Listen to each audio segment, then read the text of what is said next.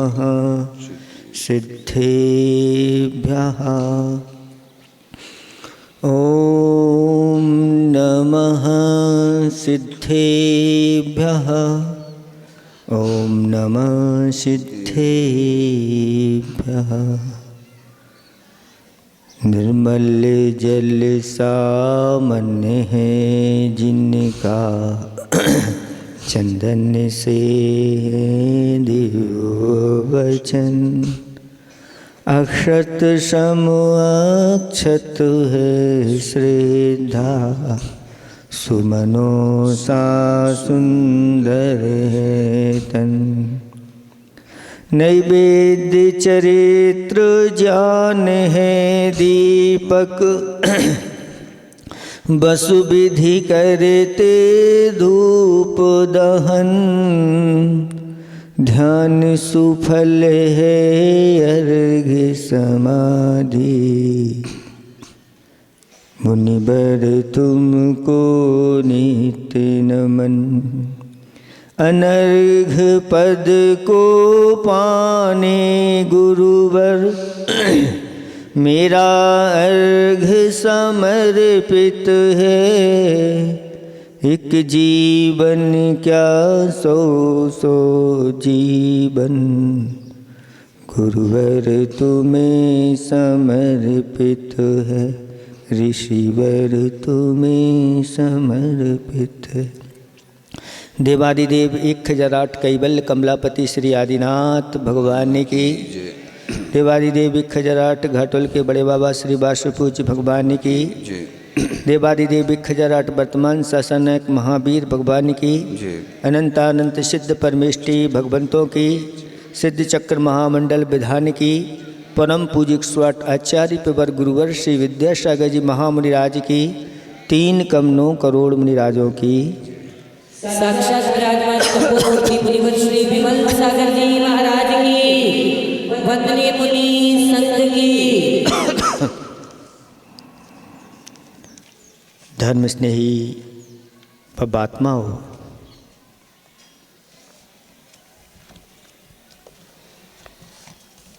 आचार्य भगवंत ने एक हाइकू लिखा है।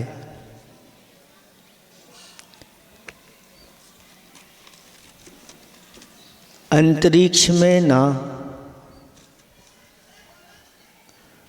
अंतर जगत में मुझसे मिलो। किससे मिलो? अंतरिक्ष में ना अंतर जगत में मुझसे मिलो। कौन कह रहा है?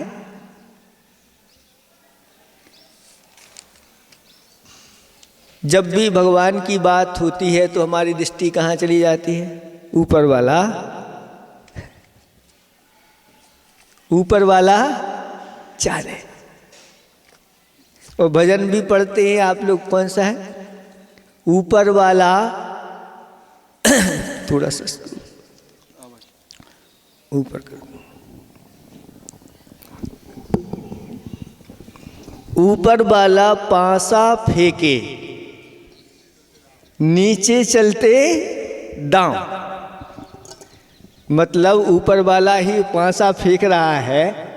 एक खेल वो स्वयं खेल रहा है और सबको भी खिला रहा है। ऐसे खेल खेलने में उनको आनंद आ रहा है। लेकिन वास्तविकता क्या है? इसको कौन पकड़ सकता है? तत्व दृष्टि रखने वाला पकड़ता है। और आचार्य भगवान कहते हैं कि थोड़ी सी तत्व की ओर चले जाओ और भीतर वाला पासा फेंके बाहर चलते दांव। पासा कौन फेंकता है? भीतर वाला जो भीतर बैठा हुआ है। वह जैसे पासे फेंकता है और जैसे पढ़ते हैं दांव, उसी के अनुसार ही सबको फल मिलता है, ये संसार कर्मों के कारण से बना हुआ है। इस वास्तविकता को जो अच्छी तरह से समझ लेता है, फिर वह अपने पाँव को भी फूंक फूंक करके रखता है।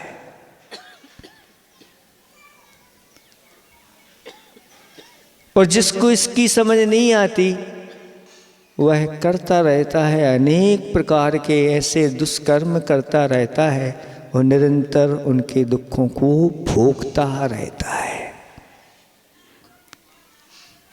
जैसा कर्म करता है वह जब उदय में आता है उसका फल उसको प्राप्त होता है।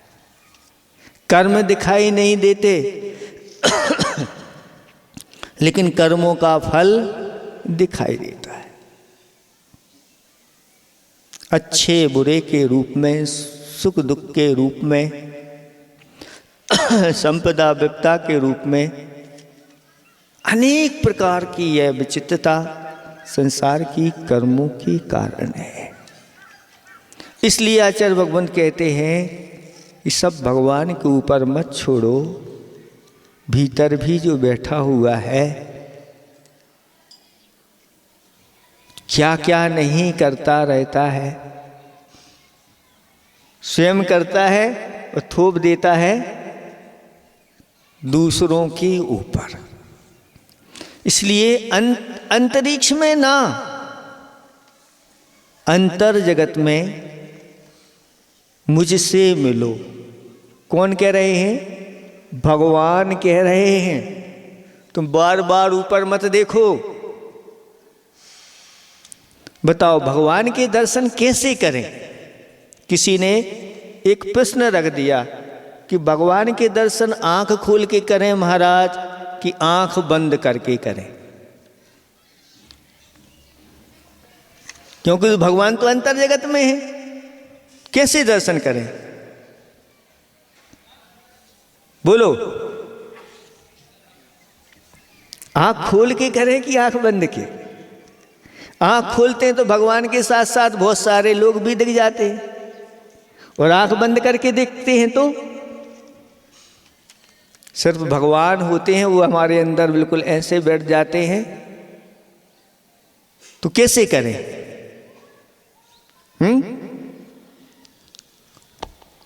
आप लोगों की तरफ से आवाज नहीं आ रही।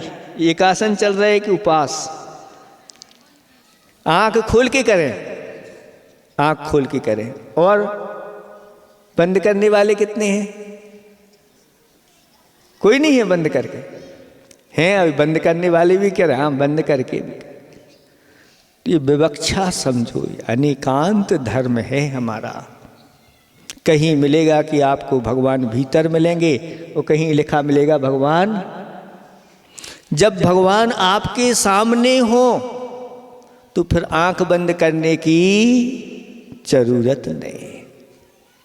आपलक भगवान अनिमेष बिलोक नियम, ऐसा कहा गया। भगवान के दर्शन भी कैसे करना? पलकें भी ना झपकें आपकी, बस देखते रहो, वो दर्शन होते हैं। लेकिन जब भगवान नहीं हो तो फिर ऊपर की ओर नहीं देखना। फिर कहाँ? अंतर जगत में आंखें बंद करके और भगवान का स्मरण करो, हृदय में भगवान को विराजमान करके वो आपको वहाँ पर मिलेंगे। ये पहचान हमें भगवान बता रहे हैं। और भगवान जब समोसण में विराजमान होते हैं, हाथ पर हाथ रख कर के बैठे हैं और वह कह रहे हैं यह जीव अकेला आता है और अकेले ही अपने कर्म करता है और उनका फल भी अकेला। जन्मे मरे अकेला चेतन, सुख दुख का भोगी, और किसी का क्या एक दिन यह देह जुदी होगी।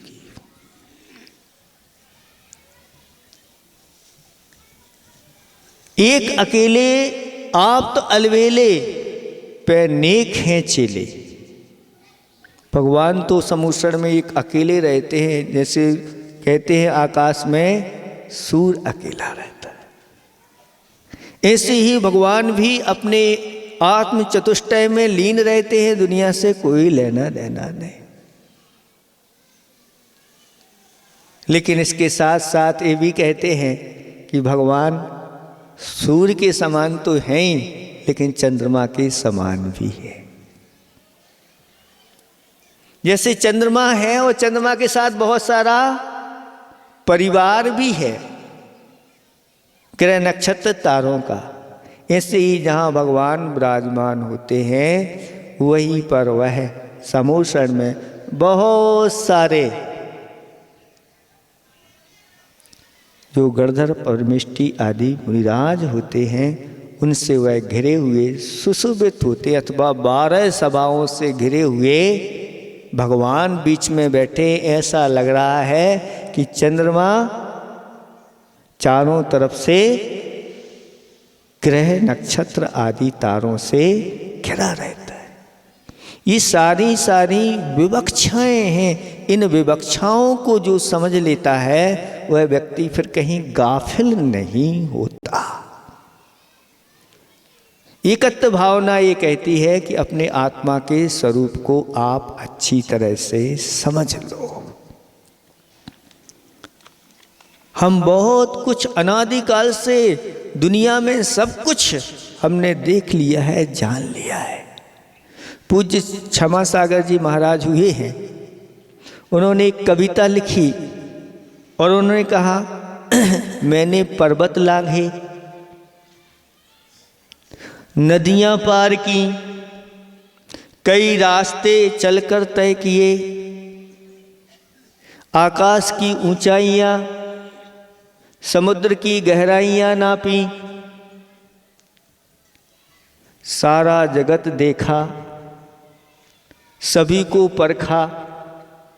ये सब होते हुए भी पर फिर भी लगता है कुछ अनछुआ, अनदेखा, कुछ अलंघ, अनलेखा।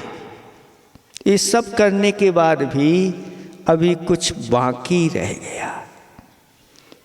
और शायद वह क्या है? वह मैं ही हूँ।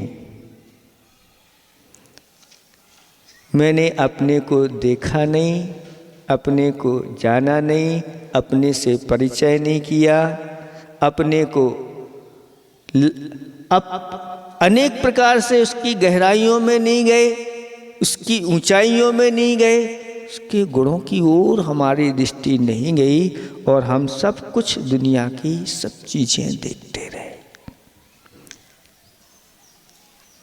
सबसे ज्यादा परिचय हमारा किससे है?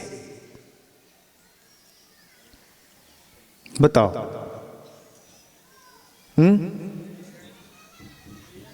परिवार से, पर्याय से? कौन सी पर्याय से? स्वयं से। स्वयं से होता तो फिर क्या नहीं बात थी, अभी तक तो कल्याण हो गया होता।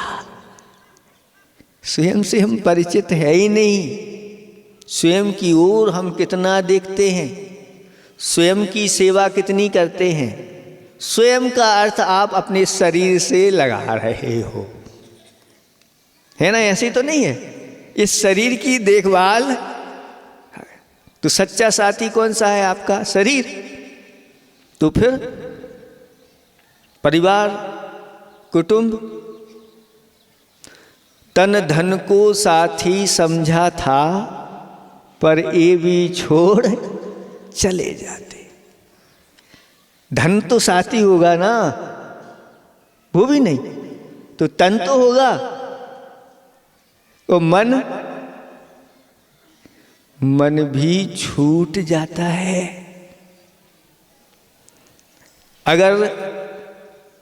असंगी पर्याय में चले गए तो मन भी अपने साथ में जाने वाला नहीं।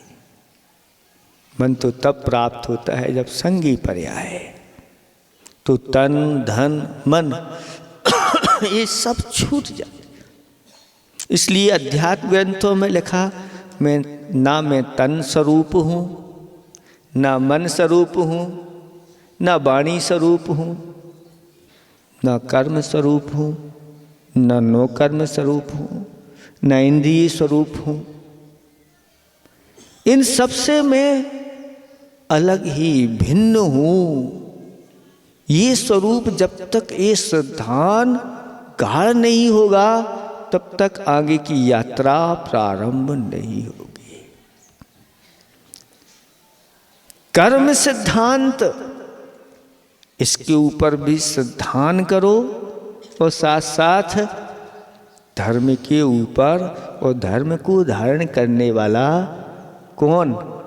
आत्मा है, उसके ऊपर भी सिद्धांत करो। ये सब चीजें बहुत दुर्लभ है। और आचार्य भगवंत ने उस समय ऐसा कहा था कि एक हाथ में चूना है और एक हाथ में हल्दी है। चूना कैसा है? सफेद। हल्दी कैसी है? पीली। और आंखें बंद कर लो और हाथों को अपने पास ले आओ और नमोकार मंत्र पढ़ो और अपने हाथों को थोड़ा सा घिस लो और आंखें खोल दो। सामने क्या है? हल्दी है कि चूना है? ना हल्दी बची ना चूना। एक तीसरा ही रूप आ गया, कुमकुम जैसा। अगर किसी ने हल्दी नहीं देखी, चूना नहीं देखी, या दोनों का मिलन नहीं देखा, ऐसा व्यक्ति उससे पूछो कि ये क्या है, तो वो तो जो सामने दिख रहा है मिला हुआ, उसको ही ये कहेगा भाई ये कोई वस्तु है। और बाद में अगर चूना देख ले, हल्दी भी देख ले, तो भी अभी वो पता नहीं। विज्ञान जागृत होता है। आज तक जितने सब सिद्ध हुए हैं वह भेद विज्ञान के माध्यम से हुए। भेद विज्ञान की कला, अलग अलग करने की कला। जैसे दूध में से घी अलग करने की कला, तिल में से तेल अलग करने की कला, स्वर्ण पाषाण में से स्वर्ण अलग करने की कला। ऐसे ही इस कर्म नो कर्म भाव कर्मों से भिन्न आत्मा को करने की कला। ऐसी जो कला होती है वो सबसे बड़े कलाविद कहलाते हैं और वो ही अपने आत्म स्वरूप को प्राप्त कर लेते हैं। इसलिए इस एकत्व भावना भाना चाहिए। कोई अपना साथी, जिनको हम साथी समझ रहे हैं, वो हमारे सच्चे साथी नहीं हैं। हमारा सच्चा साथी तो मैं स्वयं हूँ। लेकिन मैंने अपने लिए क्या किया? कितनी बार हम अज्ञानवश नरकों में चले गए, वहाँ के दुख आत्मा के लिए मिले। सच्चा साथी अगर आपका आत्मा है तो उसके लिए क्या कर रहे हैं, कितना कर रहे हैं? बहुत दुर्लभ हैं। गिनती में ये लोग होते हैं जो इस प्रकार से अपने आत्म तत्व के लिए सबसे। उदाहरण आया है, एक दो घड़े हैं, एक छाछ का घड़ा है और एक घी का घड़ा है। और घर से बाजार में जो दुकान है वहाँ ले जाना है। घी का घड़ा कहाँ रखा हुआ है? सिर पर। और छाछ का घड़ा बाजू में है। और अब बाजार भरा हुआ है, निकलने के लिए जगह नहीं, धक्का मुक्की हो रही है। बताओ वह व्यक्ति सबसे ज्यादा किस घड़े को संभालेगा? हैं? घी के घड़े को, छाछ का? महाराज इसकी कोई ज्यादा कीमत है? फायदेमंद तो बहुत है, घी से भी ज्यादा फायदेमंद घी। हो सकता है घी खाने से व्यक्ति बीमार हो जाए, लेकिन घी खाने से जो बीमार हुआ है उसको ठीक कौन कर देती है? छाछ। इसलिए आचार्य भगवंत ने उसकी भी महिमा एक हाइको के माध्यम से बताई कि तपोवर्धनी मही पे ही मही है। मही जानते हो? छाछ, मही, मट्ठा। तपोवर्धनी मही पे ही मही है, स्वर्ग में नहीं। ये मही, ये छाछ कहाँ मिलेगी? यहीं मिलेगी, स्वर्ग में। और तो और उसकी महिमा किसी ने गा दी कि तक्र के लिए शक्र भी तरसता है। मतलब अमृत से भी ज्यादा इसकी महिमा है। क्यों? तपोवर्धनी। जितने भी साधु संलेखना करते हैं, उस संलेखना के समय सारी विकृतियों को छोड़ देते हैं, सारे रसों को छोड़ देते हैं, और किस पर? छाछ पर आ जाते हैं। उस छाछ के माध्यम से ऐसा उनका तप होता है, असंख्यात गुणी कर्म की निर्जरा करते चले जाते हैं। छाछ के माध्यम से वह निर्जरा में कारण बन रही है, इसलिए तपोवर्धनी है, तप की वृद्धि करती चली जाती है। और जो रोगी हैं उनको निरोगी बनाती है।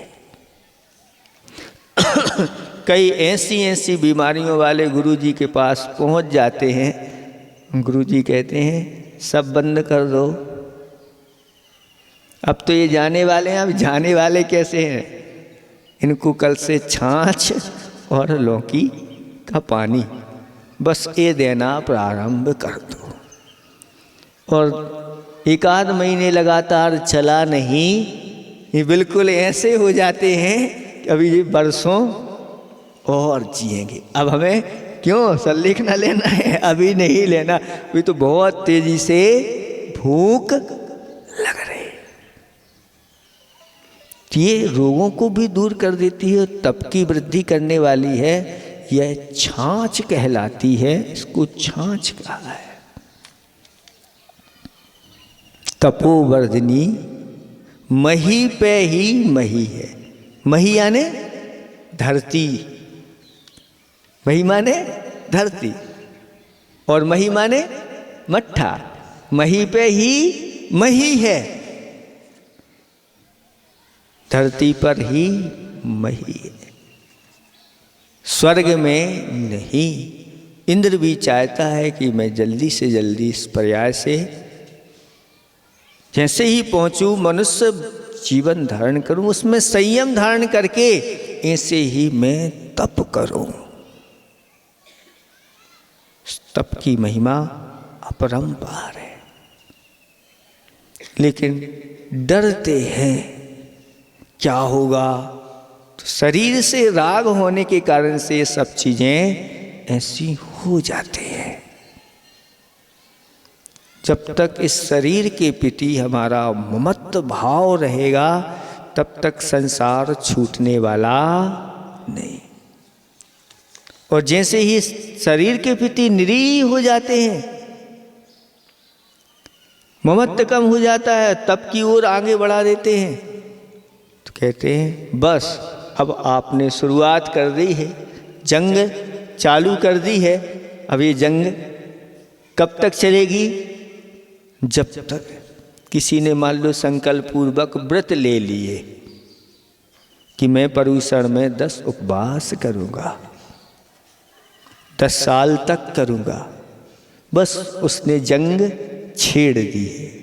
किसके साथ? इस शरीर के साथ, कर्मों के साथ। और ऐसी जंग छेड़ने वाले बहुत जल्दी बताते हैं कि वह जंग जीत जाते हैं। ऐसे शास्त्रों में इतने सारे व्रतों का वर्णन आया है।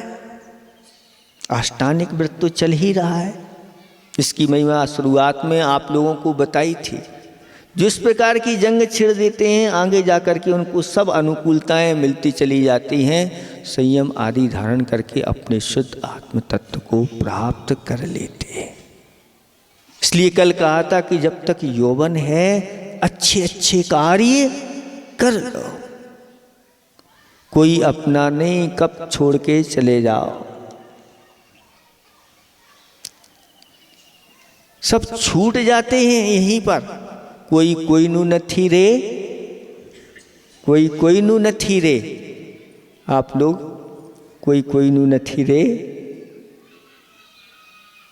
मन्ना माणेणा के आमारा तारा, कोई नथी हमारा ना कोई नथी तमारा। और गया तेना कोई समाचार नथी रे, कोई कोई नु नथी रे, कोई कोई नु नथी रे। ये भजन तो गा लेते हैं, लेकिन सब मेरे ही हैं। भजन तो बस दूसरों को सुनाने के लिए तैयार हो जाता है। वास्तव में अगर कोई भी लो पंक्तियां, अगर वैराग्य की पंक्तियां मिल गई, वो शास्त्र का काम कर देती हैं। और शास्त्र के साथ साथ वो शस्त्र का भी काम कर देती हैं। किसके लिए शस्त्र? कर्म शस्त्रुओं के लिए वो पंक्तियां शस्त्र बन जाती हैं। ऐसी शास्त्रों की पंक्तियां हैं। और व्यक्ति तुरंत निर्णय लेता है। आज बहुत सोचना करना पड़ता है इतना। चतुर्थ काल में तो कोई महाराज आए नहीं, उस साथ हो गए, सैकड़ों हजारों साथ हो जाते थे। चलो बस कोई से तो पूछ लो, क्या पूछना, चलो हो जाते। हजारों की साथ में एक निकल रहा है और हम भी चलते, हम भी चलते, चलो हम भी चलते हैं। ऐसे सैकड़ों हजारों लोगों का वर्णन आया है। हजार हजार लोगों को दीक्षा धारण कर ली है। एकत्व भावना निरंतर भाते रहना चाहिए। कब क्या हो जाए कोई भरोसा नहीं है जीवन का। और एकत्व के साथ साथ अन्यत्व भावना भी पाते रहो। नहीं जब खाल अपनी भी तो फिर एक खोली अपनी क्या। नहीं जब खाल अपनी भी तो ये फिर खोली अपनी क्या। खोल पर ममता की खोलें, ये जग तो खाली खोका है। क्या कहा है? किसी ने कहा है कि ये जग क्या है? खाली खोका है, जिसको बजाओ कुछ निकलने वाला नहीं। संसार को किसकी उपमा दी गई? केले के वृक्ष की उपमा दी गई। केला का वृक्ष देखा आप लोगों ने? कैसा लगता है? अच्छे से नहीं देखा। बहुत ही सुंदर होता है, स्निग्ध होता है, स्पर्श भी बहुत अच्छा होता है, देखने में भी हरा हरा होता है। लेकिन उसको अगर उसमें से निकालो कुछ, एक आध कुछ लकड़ी आदि निकल आएगी, तो कहते हैं कुछ नहीं, छिलके छिलके निकलते हैं और कुछ भी नहीं निकला। मतलब उस केले के वृक्ष में सार नहीं होता, और अन्य वृक्षों में सार यानी अंदर लकड़ी होती है, ठोस लकड़ी होती है, केले के वृक्ष में नहीं होते। लेकिन केला का वृक्ष बाहर से बहुत सुंदर लगता है और केला भी अच्छा लगता है, देखने में भी, खाने में बुरा लगता है कि नहीं है? अच्छा लगता है, ये सब अच्छा लगता है। लेकिन केले के जो वृक्ष में सार नहीं होता, ऐसे ही संसार देखने में बहुत अच्छा लगता है, लेकिन इसमें सार कुछ भी नहीं है। अगर इसमें कोई सार है तो आचार्य भगवान कहते हैं कि रत्नात्रय सारभूत है।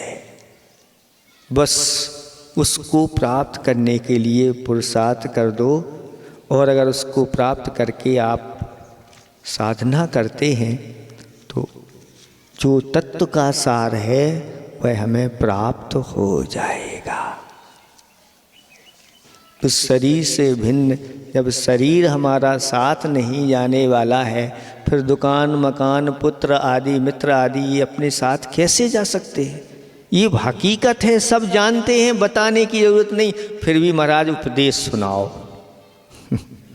ये क्या आप सब जानते नहीं? सब जानते हैं। और जब किसी की मृत्यु हो जाती है तो ऐसा अंदर से लगता है सब बेकार है। आचार्य भगवान कहते हैं कि ये स्मशान वैराग सबको होता है, और वहाँ जाकर के स्मशान पे अश्रु कोई किसी का नहीं, सब चले गए, हमें भी छोड़ के चले गए, हम तो इनको अपना मान रहे, कोई किसी का नहीं। बस जैसे ही वहाँ से स्मशान से आए और पानी डाला, सब धुल गया। इस स्मशान वैराग थोड़े समय के लिए होता है और फिर ज्यों का ऐसा ऐसा वैराग नहीं होना चाहिए। महापुरुष तो अगर ऐसे दृश्यों को देख लेते हैं और चलते बनते हैं। संसार की स्थिति ये है, अपनी भी मृत्यु कब आ जाए कोई भरोसा नहीं। इसलिए अन्यत्व और एकत्व भावना को निरंतर बाते रहना। कुछ पंक्तियां भजन की सुना करके आपको समाप्त करते हैं, समय आपका अधिक हो गया है। काहे उड़ा दई चदरिया बुचलती बिरिया, सुना है? नहीं सुना तो सुना दे कि रहने दे, जल्दी तो नहीं है भैया, बहुत सारा काम है आज। काहे उड़ा दई चदरिया बुचलती बिरिया, नैने कहें तुम दर्शन कर लो, कान कहें सुन लो शास्त्र अब चलती बिरिया, मन कहे तुम उपवास कर लो, इंद्रियां कहें लो आहार अब चलती बिरिया, पाँव कहें तुम तीरथ कर लो, हाथ कहें कर लो दान अब चलती बिरिया। चलती बिरिया अब क्या होगा?